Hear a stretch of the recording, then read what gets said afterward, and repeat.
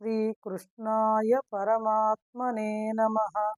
గురువాయూపురాధీశం విష్ణుం నారాయణం హరిం వాసుదేవం జగన్నాథం కృష్ణం వందే జగద్గురుం.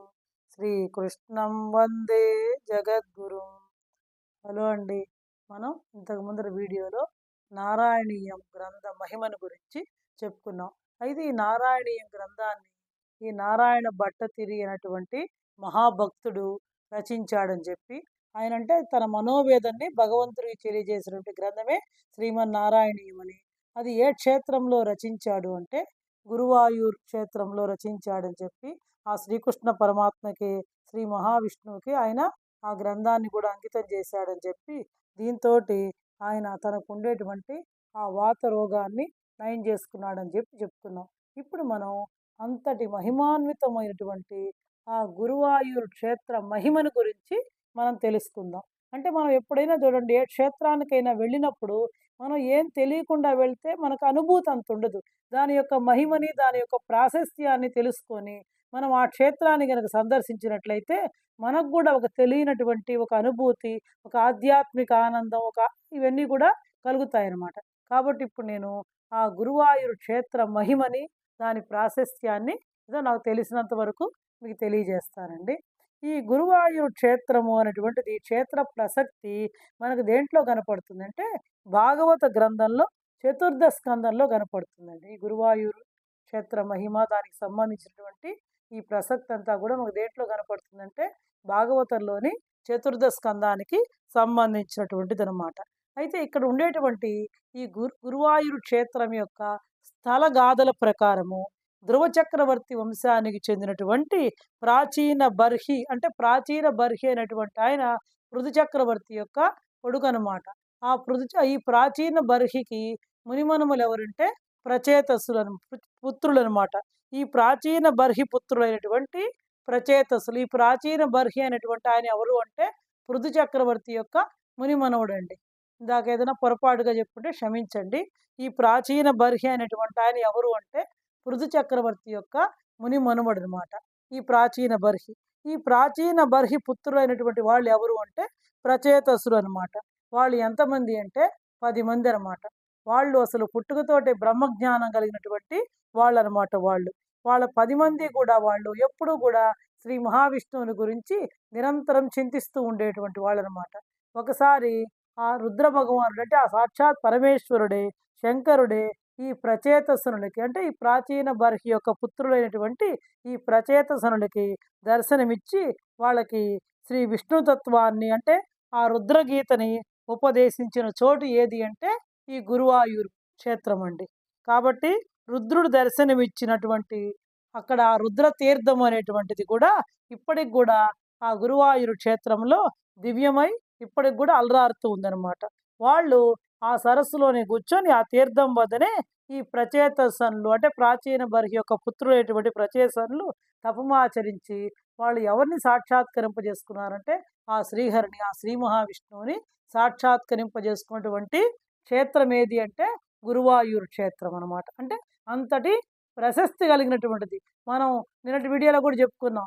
ఈ నారాయణీయం గ్రంథం ద్వారా ఆయన రోజు శ్రీకృష్ణ భగవాన్ని స్తుతించి ఆయనకి అర్చన చేసి పూజ చేసి 100 రోజులు అయ్యేటప్పటికి ఆయన యొక్క రోగాన్ని, వ్యాధిని కూడా నయం చేసుకున్నాడు అని చెప్పి నారాయణ భట్ట తీరినటువంటి మహాభక్తుడిని గురించి కూడా చెప్పుకున్నాం. అంటే దీన్ని బట్టి ఆ క్షేత్రం ఎంతటి ప్రాశస్త్యమైందో, ఎంతటి మహిమాన్వితమైందో మనకి అర్థమవుతుందన్నమాట. అయితే ఈ క్షేత్రంలో ఉండేటువంటి ఆ శ్రీహరి, ఆ కృష్ణ పరమాత్మ తర్వాత కాలంలో, తర్వాత రోజుల్లో అనమాట ఎవరి చేత ప్రతిష్ఠించబడ్డాడు అంటే గురువు అంటే బృహస్పతి గురువు వాయువుల చేత ప్రతిష్ఠించబడ్డాడు అనమాట ఆయన. ఈ క్షేత్రంలో ఆయన యొక్క మూర్తి, ఆ శ్రీహరి యొక్క మహావిష్ణువు యొక్క మూర్తి ఎవరి చేత ప్రతిష్ఠితమైందంటే గురువు వాయువుల చేత ప్రతిష్ఠితమైందనమాట. అసలు ఆ మూర్తి అక్కడ ఆ క్షేత్రంలో ఉండేటువంటి ఆ మూర్తి స్వయంగా భాగవత కథానాయకుడు ఎవరు? శ్రీకృష్ణ పరమాత్మ. శ్రీకృష్ణ పరమాత్మ యొక్క లీలల్ని, ఆయన జీవిత విశేషాలు తెలిపేటువంటి గ్రంథమే శ్రీమద్ భాగవతం అనమాట. కాబట్టి అక్కడ ఆ క్షేత్రంలో ఉండేటువంటి ఆ మూర్తి భాగవత కథానాయకుడైనటువంటి శ్రీకృష్ణ భగవానుని యొక్క చిరంతన రూపం అన్నమాట. ఇంకా ఆయన దేవకి వసుదేవులకి ఆయన జన్మిస్తాడు కదా! వాళ్ళకి జన్మించే ముందర ఆయన దర్శనమిస్తాడు ముందర వాళ్ళకనమాట. మీరు ఈ విధంగా చేయండి, చెరసాలకి నన్ను ఒక బుట్టలో పెట్టుకొని వెళ్ళండి, అక్కడ పడుకోబెట్టండి, రేపటి అక్కడ ఉండేటువంటి అమ్మాయిని తీసుకొని వాళ్ళకి దర్శనమిచ్చి చెప్తాడనమాట ఆయన. ఆ దేవకి వసుదేవులకి ఆయన కుమారుడిగా జన్మించేటువంటి సమయంలో వారికి సందర్శింపజేసినటువంటి ఆ దివ్యమంగళ ఆకృతి కూడా ఈ విగ్రహంలో స్థిరమైనది అనమాట. కాబట్టి చూడండి, తమద్భుతం బాలకమంబుజేక్షణం చతుర్భుజం శంఖ గదాద్యుధాయుధం అని శ్రీమద్ భాగవతం ఆ కృష్ణ పరమాత్మని గురించి వర్ణించినటువంటి అప్రాకృత సుందరాకృతియే ఆ గురువాయూరు క్షేత్రంలో ఉండేటువంటి విగ్రహం అనమాట, శ్రీకృష్ణు యొక్క విగ్రహం అనమాట. ఇంకా చూడండి, అయితే ఈ గురువాయూరు క్షేత్రంలో ఆరాధించబోయేటటువంటి ఆ విగ్రహం అనేటువంటిది మొట్టమొదట సృష్టి ఆదిలో బ్రహ్మదేవుడు ఆయన పూజ చేసుకోవడానికి, ఆయన అర్చన చేసుకోవడానికి సాక్షాత్తు శ్రీ మహావిష్ణువే ఆయనకి ఇచ్చాడు. ఎవరికి? బ్రహ్మదేవుడికి ఇచ్చాడనమాట. సృష్టి ఆదిలో బ్రహ్మదేవుని అర్చనకు గాను అర్చామూర్తిగా చతుర్భుజాలతోటి, అంటే 4 భుజాలతోటి, ఆయన యొక్క ఆయుధాలు శంఖ చక్ర గదా పద్మధారిగా ఆవిర్భవించిన ఆదినారాయణుడు బ్రహ్మదేవుడికి ఆయన ఇచ్చాడనమాట స్వయంగా. చూడండి, ఈ గురువాయూరు మందిరంలో ఆరాధించబడుతున్నటువంటి అర్చామూర్తి ఎవరంటే అందరికీ తెలుసు, ఎవరు? శ్రీ మహావిష్ణువు అనమాట. ఆయన ఆ దివ్యమూర్తిని ఆ వైకుంఠనాథుడే స్వయంగా బ్రహ్మదేవుడికి ఆయన యొక్క అర్చన కోసం ఇచ్చాడనమాట. ఆ తర్వాత బ్రహ్మదేవుడు దాన్ని ఎవరికి ఇచ్చాడు అంటే సుతపుడు అనేటువంటి మహర్షికి ఇచ్చాడనమాట. మనం చెప్పుకున్నాం కృష్ణావతార ఘట్టంలో చెప్పుకునేటప్పుడు శ్రీకృష్ణ పరమాత్మనే కుమారుడిగా పొందడానికి వాళ్ళు మొదటి జన్మలో పృష్ణి సుతపులుగా, రెండవ జన్మలో అతిథి కశ్యపులుగా, మూడవ జన్మలో దేవకి వసుదేవులుగా జన్మించారని చెప్పుకున్నాం అనమాట. కాబట్టి మొదటి జన్మ ఆ వైకుంఠ చతుర్ముఖ బ్రహ్మ విగ్రహాన్ని ఎవరికి ఇచ్చాడు అంటే సుతపుడు అనేటువంటి మహర్షికి ఇచ్చాడనమాట. ఆ మహాముని తర్వాత దాన్ని ఎవరికి ఇచ్చాడు అంటే కశ్యప ప్రజాపతికి ఇచ్చాడనమాట. అంటే వాళ్ళకి ఈయన కుమారుడుగా జన్మించాడనమాట. వాళ్ళకి అంతే కదా, పృష్ణికి సుతపుడికి జన్మించాడు. ఆ జన్మలో ఈయన పృష్ణి గర్భుడిగా పిలువబడ్డాడు. అతిథి కశ్యపులకు జన్మించినప్పుడు వామనుడిగా పిలువబడ్డాడు అనమాట. దేవకి వసుదేవులకి ద్వాపర యుగంలో శ్రీకృష్ణ పరమాత్మగా జన్మించాడనమాట ఈయన. అప్పుడు బ్రహ్మదేవుడు ఆ సుతపుడు అనేటువంటి మహర్షికి ఇచ్చాడు. ఆ తర్వాత ఆ మహర్షి దాన్ని ఎవరికి ఇచ్చాడంటే కశ్యప ప్రజాపతికి సమర్పించాడు. తర్వాత ఆ కశ్యప ప్రజాపతి నుండి అది ఎవరికి సంక్రమించిందంటే శ్రీకృష్ణుని యొక్క తండ్రి అయినటువంటి జనకుడైనటువంటి వసుదేవునికి చేరిందనమాట. ఆ విగ్రహం తర్వాత ఎవరి దగ్గరికి చేరింది? వసుదేవుడి దగ్గరికి చేరిందనమాట. ఆ తర్వాత శ్రీకృష్ణుడు ఆ మూర్తిని, ఆయన యొక్క శ్రీకృష్ణుడి యొక్క రాజధాని ఏంది? ద్వారకా నగరం కదా, ఆ ద్వారకలో ప్రతిష్ఠించి పూజించాడనమాట. తర్వాత శ్రీకృష్ణ పరమాత్మ కూడా ఆ విగ్రహాన్ని తీసుకొని తన యొక్క రాజధాని అయినటువంటి ద్వారకా నగరంలో ప్రతిష్ఠించి పూజించాడనమాట. ఇంకా ఈ ద్వాపర యుగం అంతమైపోయే సమయంలో ఈ ద్వారకంతా కూడా సముద్రంలో కొట్టుకోబోతూ ఉంటుందన్నమాట. కొట్టుతుందని శ్రీకృష్ణ పరమాత్మకు ముందరగానే తెలుసు కాబట్టి ఈ ద్వారకంతా కూడా సముద్రంలో మునిగిపోయేటప్పుడు అప్పుడు ఆయన ఏం చేశాడంటే ఆ దివ్యమూర్తి సాక్షాత్ కృష్ణ పరమాత్మే కదా ఇచ్చింది, అది ఆయనే కదా. కాబట్టి ఆ దివ్యమూర్తి ఆ జల ప్రళయంలో కొట్టుకోబోకుండా ఉండేదాని కోసం ఆయన దేవతల గురువు అయినటువంటి బృహస్పతి ద్వారా దానిని ఒక పవిత్ర క్షేత్రమున ప్రతిష్ఠింపజేయము అని చెప్పి ఎవరి చేతికి ఇచ్చాడంటే శ్రీకృష్ణ పరమాత్మ తన భక్తుడైనటువంటి ఉద్ధవునికి ఇచ్చాడనమాట.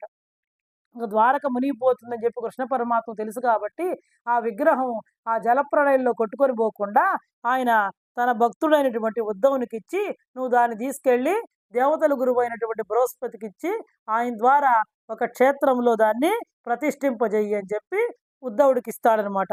అప్పుడు శ్రీకృష్ణుని యొక్క ఆజ్ఞ మేరకి అప్పుడు ఏం చేస్తాడంటే ఉద్ధవుడు దాన్ని తీసుకెళ్ళి బృహస్పతికి ఇస్తాడు. అప్పుడు బృహస్పతి దాన్ని ఏం చేస్తాడంటే వాయుదేవునితో కూడి దీన్ని ఎక్కడ ప్రతిష్ఠించాలి అని, ఎందుకంటే సాక్షాత్ కృష్ణ పరమాత్మ ఇచ్చాడు, కృష్ణ పరమాత్మే కదా ఆయన అర్చామూర్తిగా మరి బ్రహ్మదేవునికి ఆయన అర్చనకు కానీ ఇచ్చాడు కాబట్టి దాన్ని ఎక్కడ ప్రతిష్ఠించాలని ఒక పవిత్రమైన క్షేత్రం కోసం ఆయన అన్వేషిస్తూ ఉన్నాడు అనమాట. చివరికి అప్పుడు పరమేశ్వరుడు వాళ్ళకి ఒక సూచన చేశాడు. ఏమని అంటే ఆ పరమేశ్వరుని యొక్క సూచన మేర గురువు దాన్ని ఏం చేశాడంటే వాయుదేవుడితో కూడి గురువు వాయువు ఆ దివ్య తేజోమూర్తిని పశ్చిమ సముద్ర ప్రాంతంలో గల అంబాపురము అనే గ్రామంలో ప్రతిష్ఠించారనమాట. అప్పుడు పరమేశ్వరుడు చెప్పాడు, నువ్వు బృహస్పతికి వాయుదేవుడితో కూడి ఈ పశ్చిమ సముద్ర ప్రాంతంలో ఉండేటువంటి అంబాపురము అనే ప్రదేశంలో అనే ఊర్లో ఈ విగ్రహాన్ని ప్రతిష్ఠించు అని చెప్పాడనమాట. వాళ్ళు కూడా దేవతల గురువు అయినటువంటి బృహస్పతి వాయుదేవుడితో కలిసి పరమేశ్వరుని సూచన మేరకు ఆ అంబాపురం అనేటువంటి క్షేత్రంలో దాన్ని ప్రతిష్ఠించారనమాట. గురువు వాయువు ఇద్దరు, అంటే దేవతల గురువు బృహస్పతి అనమాట. కాబట్టి ఆ గురువు వాయువు ఇద్దరు కలిసి ఆ మూర్తిని ప్రతిష్ఠించడం చేత ఆ క్షేత్రానికి ఏమని పేరు వచ్చిందంటే గురువాయూరు. గురువు వాయువు చూడండి, ఇద్దరు కలిసి ప్రతిష్ఠించినటువంటి విగ్రహం కాబట్టి ఆ క్షేత్రానికి కూడా వాళ్ళిద్దరి పేరుతోటే గురువాయూరు అనేటువంటి పేరు ప్రసిద్ధికి ఎక్కిందనమాట. కాబట్టి ఆ దివ్యమూర్తి సాక్షాత్తు వైకుంఠం నుంచి ఎందుకంటే ఆయనే కదా ఇచ్చాడు, సాక్షాత్తు పరమాత్మే కదా ఇచ్చాడు. అది వైకుంఠం నుంచి భూలోకానికి వచ్చింది కాబట్టి, ఆయన వైకుంఠం నుంచి భూమి మీద అవతరించాడు కాబట్టి ఆ క్షేత్రానికి ఏమని పేరు వచ్చిందంటే భూలోక వైకుంఠము అని కూడా పేరు వచ్చింది అనమాట. ఎందుకంటే సాక్షాత్ వైకుంఠంలో ఉండేటువంటి ఆ శ్రీమన్నారాయణే బ్రహ్మదేవుడికి ఇచ్చాడు, బ్రహ్మదేవుడు సుతపుడికి ఇచ్చాడు, సుతపు మహర్షి ఎవరికి ఇచ్చాడు, కశ్యప మహర్షికి ఇచ్చాడు, కశ్యపుడు తాన్ని వసుదేవుడికి ఇచ్చాడు, వసుదేవుడు జన శ్రీకృష్ణుడు యొక్క తండ్రి కాబట్టి అప్పుడు శ్రీకృష్ణుడు రాజధాని అయినటువంటి ద్వారక నగరంలో పెట్టి దాన్ని పూజించాడు. తర్వాత ద్వారక మునిగిపోతుందని తెలుసుకొని ఆ విగ్రహం కొట్టుకొని పోకుండా జలప్రళయంలో తన భక్తుడైనటువంటి ఉద్ధవుడికి ఇచ్చి దాన్ని గురువు వాయు దేవతల గురువు అయినటువంటి బృహస్పతి చేత తగిన ప్రదేశంలో ప్రతిష్ఠింపజేయి అంటాడు. అప్పుడు వాళ్ళు ఎక్కడ ప్రదేశం అని చెప్పి దేవతల గురువు వెతుకుతూ ఉంటే అప్పుడు పరమేశ్వరుడు వాళ్ళకి ఫలానా చోట ప్రతిష్ఠింపజేయండి అని చెప్తాడు. వాళ్ళ సూచన మేరకు వాళ్ళిద్దరూ అక్కడ ప్రతిష్ఠిస్తారనమాట. కాబట్టి ఆ దివ్యమూర్తి సాక్షాత్తు వైకుంఠం నుండి భూమి మీద అవతరించడం చేత ఈ గురువాయూరు క్షేత్రం కూడా భూలోక వైకుంఠము అని చెప్పి కీర్తి పొందింది, ప్రశస్తి పొందింది అనమాట. అంతటి మహిమాన్వితమైనటువంటి క్షేత్రం కాబట్టే నారాయణ భట్టతిరి ఆ కృష్ణ పరమాత్మని ఆ మహావిష్ణువుని గురించి స్తుతి చేసి ఆయన తన యొక్క రోగాన్ని నయం చేసుకొని ఆ భగవంతుడిలో ఐక్యమైపోయాడు అనమాట. ఆయన సాన్నిధ్యాన్ని పొందడం జరిగిందనమాట. ఇంకా ఈ విధంగా కలియుగ ప్రారంభమున నిర్మించబడినటువంటి ఈ క్షేత్రం ఎప్పుడు నిర్మించబడిందంటే ఇంకా కలియుగం ప్రారంభమవుతుండగా కలియుగ ప్రారంభంలో నిర్మించబడింది అనమాట. అయితే కాల ప్రభావం వల్ల ఈ క్షేత్రం కూడా అనేక ప్రకృతి వైపరీత్యాలకు లోనైపోయి కొంతవరకు శిథిలావస్థకు చేరుకోగా ఆ మందిరాన్ని తర్వాత ఎవరు పునర్నిర్మించారు అంటే ఒక పాండ్యరాజు పునర్నిర్మించాడు అనమాట. ఆయన ఆ మహారాజు ఒకరోజు సభలో కొలువు తీరుంటే ఆ రాజు యొక్క కొలువులో ఉండేటువంటి జ్యోతిషవేత్తలందరూ కూడా ఆయనకి ఏం చెప్తారంటే, ఓ రాజా, నువ్వు ఒక 10 నెలల్లో పాము కాటు వల్ల మరణిస్తావు అని చెప్తారు. అయితే ఆ పాండ్యరాజు ఎందుకు ఈ గురువాయూరు క్షేత్రాన్ని పునర్నిర్మింపజేశాడు అంటే కలియుగ ప్రారంభంలో నిర్మించారు గురువు వాయువు దేవతల గురువు. తర్వాత అది అనేక ప్రకృతి వైపరీత్యాలకు లోన ఈ శిథిలావస్థకు చేరుకుంది. తర్వాత దాన్ని ఎవరు పునర్నింపజేశారంటే పాండ్యరాజు పునర్నింపజేశాడు. ఆయన ఎందుకు చేశాడు అంటే ఒకరోజు ఆ రాజు పాండ్యరాజు కొలువు తీరి ఉన్నప్పుడు ఆయన ఆస్థానంలో ఉండేటువంటి జ్యోతిష్యులు ఏం చెప్తారంటే, నువ్వు 10 నెలల్లో పాము కాటు వల్ల మరణిస్తావు అని చెప్తారనమాట. అప్పుడు పాపం ఆ రాజు చాలా ధర్మచింతనతోటి ధర్మబద్ధుడై రాజ్యపాలన చేస్తూ ఉంటాడనమాట. అప్పుడు పవిత్ర జీవితాన్ని గడుపుతూ ఉన్నటువంటి ఆ మహారాజు, అయ్యో నేను ఎట్లా ఇప్పుడు చూడండి, పరీక్షిత్తు 7 రోజుల్లో చనిపోతాడని తెలిస్తే ఆయన ఆ 7 రోజులు వృధా చేసుకోకుండా సుఖమహాయోగి ద్వారా భాగవతం మొత్తాన్ని విని ఆ విష్ణుమూర్తి సన్నిధికి చేరుకున్నాడు. అదేవిధంగా ఈ మహారాజు కూడా 10 నెలల్లో నువ్వు మరణిస్తావని జ్యోతిష్కులు చెప్పిన తర్వాత ఈ 10 మాసాలు నేను ఎలా భగవత్ చింతనతో గడపాలి అని చెప్పి ఆయన ఏం చేశాడంటే వివిధ దైవ క్షేత్రాలన్నింటినీ కూడా సందర్శిస్తూ చివరికి లాస్ట్లో ఆ సందర్శన క్రమంలో గురువాయూరు క్షేత్రానికి కూడా వచ్చి అక్కడ ఉండేటువంటి ఆ స్వామిని సేవించాడనమాట. ఇంకా 10 నెలలు అయిపోయినాయి, వరుసగా అన్ని క్షేత్రాలు సందర్శించుకున్నాడు. గురువాయూరు క్షేత్రాన్ని కూడా సందర్శించి ఆ స్వామిని సేవించాడు. 10 నెలలు పూర్తి అయిపోయిన తర్వాత ఆ రాజు క్షేమంగా మళ్ళా ఆయన యొక్క రాజ్యానికి చేరుకున్నాడు అనమాట. అప్పుడు మళ్ళా ప్రభు ఏం చేశాడంటే ఆ జ్యోతిష్యులు చెప్పారు కదా, వాళ్ళందరినీ పిలిచి, చూడండి మీ పలుకులన్నీ కూడా అబద్ధం అయిపోయినాయి, అయిపోయినాయి. ఎందుకంటే మీరు 10 మాసాల్లో పాము కాటు ద్వారా మరణిస్తారని చెప్పారు, నాకేం జరగలేదు అని చెప్తాడు. అప్పుడు ఆ జ్యోతిష్కులు ఏం చెప్తారంటే దానికి సమాధానంగా వాళ్ళు, మీరు పాము కాటుకి గురయ్యారు. అది నిజమేను, అది అబద్ధం కాదు. కానీ మీరు ఆ సమయంలో ఎక్కడ ఉన్నారు అంటే, గురువాయూరులో ఉన్నటువంటి ఆదిశేషునితో కూడి ఉన్నటువంటి శ్రీ మహావిష్ణువుని మీరు సేవిస్తూ ఉన్నారు ఆ సమయంలో. కాబట్టి మీకు మృత్యు ప్రమాదము తప్పింది అని చెప్పారనమాట జ్యోతిష్కులు. అయ్యా, నీకు పాము కాటు అనేది ఖచ్చితంగా జరిగింది. పాము నిన్ను కాటు వేసింది. కాకపోతే ఆ సమయంలో మీరు ఎక్కడున్నారంటే గురువాయూరు క్షేత్రంలో. గురువాయూరు క్షేత్రంలో శ్రీ మహావిష్ణువు ఎలా ఉంటాడంటే ఆదిశేషునితో కూడి ఉంటాడు. ఆదిశేషునితో కూడి ఉన్నటువంటి శ్రీ మహావిష్ణువుని మీరు సేవిస్తూ ఉన్నారు మీకు ఆ టైంలో. కాబట్టి మీకు మృత్యు ప్రమాదం తప్పింది అని చెప్పి జ్యోతిష్కులు చెప్పారు. కావాలంటే చూడండి, మీ శరీరం మీద పాము కాటు గుర్తులు కూడా ఉన్నాయి అని చెప్పి చెప్తారనమాట. చూడంగానే నిజంగానే ఆ రాజు యొక్క శరీరం మీద పాము కాటు గుర్తులుండడం చూచి, అమ్మో, జ్యోతిష్కుల మాటలు సత్యమే అని చెప్పి అందరూ కూడా నమ్మారనమాట. అప్పుడు ఆ గురువాయూరు క్షేత్రం మహిమ వల్ల తాను మృత్యువు నుంచి బయటపడ్డాను అని చెప్పి ఆ పాండ్యరాజు ఏం చేశాడంటే, ఆ మహారాజు చాలా భక్తి ప్రపత్తులతో గురువాయూరు మందిరాన్ని మళ్ళీ ఆయన పునరుద్ధరించినట్లు ప్రతీతి అనమాట. నేటికి ఇప్పటికీ కూడా చూడండి, అనేక మంది ఆది వ్యాధులకు గురైనటువంటి భక్తులు ఆ గురువాయూరు స్వామిని దర్శించి సేవించడం వల్ల సంపూర్ణ ఆరోగ్యాలతోటి వర్ధిల్లుచున్నారనమాట.